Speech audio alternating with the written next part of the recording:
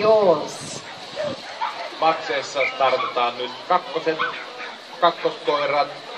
Elikkä siellä Podekoli, Sointu, Annamaa ja Saharanta.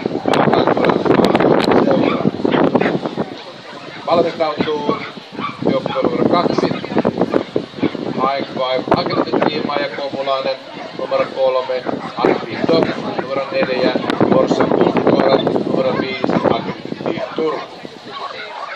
Ja bileissä radalla tällä hetkellä kärkiosnautteri Minni ohjaajansa Vili Tuulikosken kanssa. He edustavat Päijät-Hämeen agility-urheilijoita.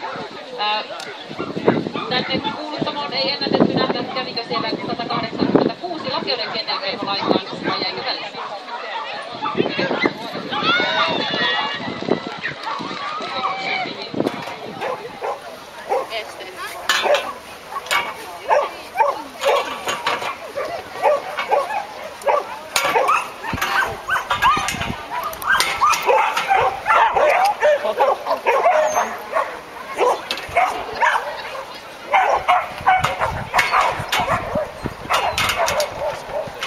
Kehässä 1 näytetään olevan vielä rakennuspuuhissa. Siellä mittaillaan pituutta sun muuta numeroita. Mä en ainakaan tänne asti vielä näe, kerkeetkö vielä kehälle 1 valmistautuvat maksit.